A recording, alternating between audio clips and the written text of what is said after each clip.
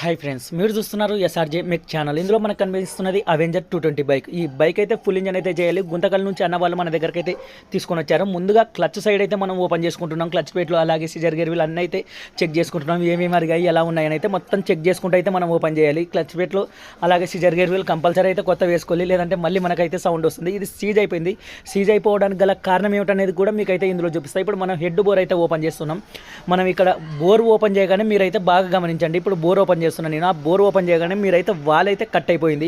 ఈ wall cut అయిపోయి అలాగే మనకి బలవంతంగా దీన్ని ట్రై చేయడం వల్ల పిస్టన్ కూడా కట్ అయిపోయింది. మీరు పిస్టన్ అయితే గమనించండి, క్రాక్ ఇచ్చింది. మొత్తం ఇలా పిస్టన్ క్రాక్ ఇచ్చి వాల్ కట్ అయిపోవడం వల్ల బండి అయితే స్టార్ట్ కాకుండా సీజ్ అయిపోయింది. ఎక్కువగా పల్సర్ బైకులలో అయితే ఈ ప్రాబ్లం అయితే వస్తుంది. మార్నింగ్ పూట స్టార్ట్ కానప్పుడు మనం ఎక్సిలేటర్ ఎక్కువ ఇచ్చామంటే వాల్స్ కట్ అయ్యే అవకాశం ఉంటుంది. కాబట్టి ఎక్కువ అయితే ఎక్సిలేటర్ చేయకండి. దీనికి టైమింగ్ చైన్ పోయినా కూడా అలాగే డ్రైవ్ చేయడం వల్ల ఛాంబర్ కూడా హోల్ పడింది. అది కూడా మనం వెల్డింగ్ చేపించి అయితే రెడీ చేసాం. రేపు ఇంకొక వీడియో అయితే మనం లేత్లో ఏం చేపించాం మొత్తం ఒక వీడియో